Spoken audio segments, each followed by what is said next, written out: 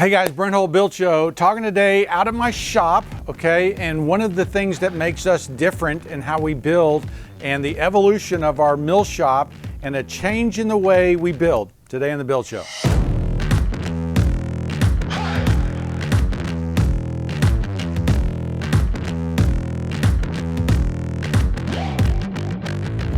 So guys, we're out in our mill shop, and for years we used to manufacture in our warehouse in downtown. It was about 7,000 feet. We're now in about 25,000 feet. And so this is a change that happened about 5 years ago, and it has made a big difference for us. Now, as I look back on my career and how we got to this place, right? This started in my brother's garage, right? We came back from Boston, North Bennett Street. And my wife and I didn't have enough money for a house. We were living with my brother, which wasn't good, but we were working out of a two-car garage in a 1920s house.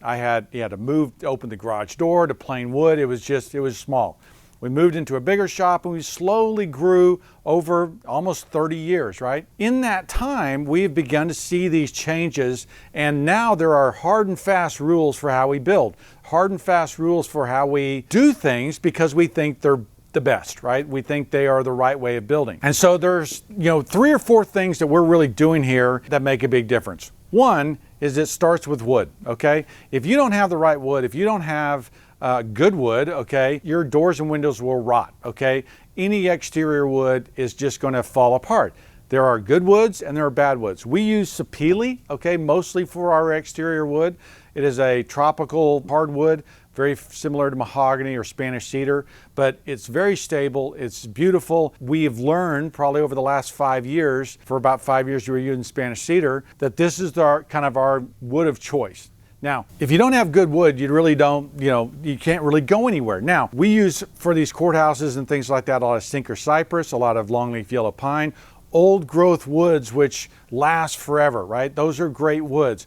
For new things, we're using sapele. This other thing we do is we cut our own knives, right? We actually shape and we'll match profiles, we'll match moldings. I remember talking to mill shops and they go, oh no, if we have to cut a knife, oh my gosh, it's like brain surgery, right?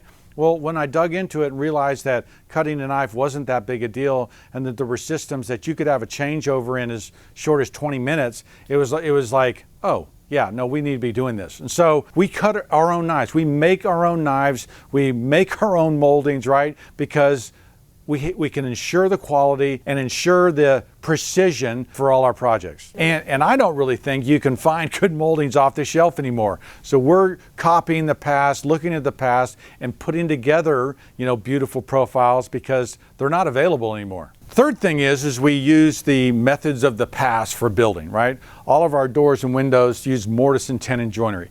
Mortise and tenon joinery goes back, for ages, and it is a, solid type of joinery. I've had doors, clients call us that their door blew open and it just shattered, right? I go and look and the door was doweled together, right? That's where the dowel will come through in here, and so they are just doweling their stile and rail together. It's not a really strong joint. A mortise and tenon joint is something that has been proven over time. So we are practicing the best of the past, right, to join and put our things together so they last, as long as the wood. We think the old way of building is better, right? We think that, these methods of having a pitched seal so water will run away from your house, right?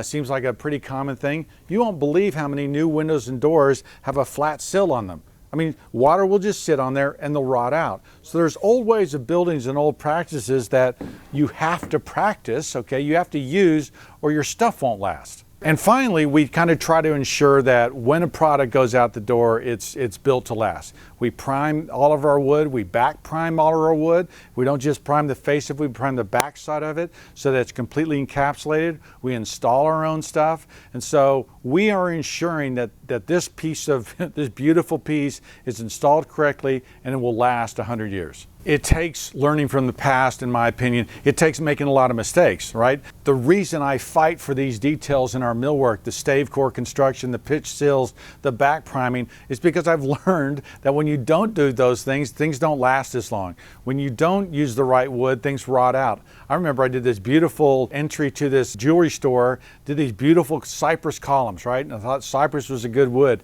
lasted about 4 years and it rotted out, right? It's like, oh my gosh, I spent all this time building, profiling, doing all these custom things, and it just fell apart. So, right, you learn and you make these steps. So today, it does cost a little bit more, right?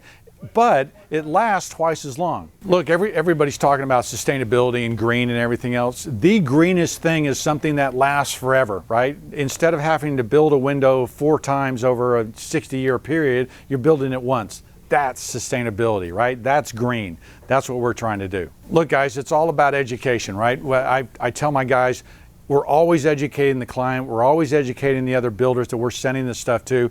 Because when I explain that we use these things and it costs a little more, but it's going to last a lot longer, people understand. If they're just going to look at your thing, man, you're $2,000 more than anybody else, then they're not really thinking through, right, the full decision. And so our job is to educate and train and share these lessons that we've learned over time so that they can have a better product. All right, guys, so that's our mill shop, right? It's bigger space now. We've grown from that 2-car garage into this space, and we've continued to evolve and grow, right? We're always learning, making changes for the better so that our products can last 100 years.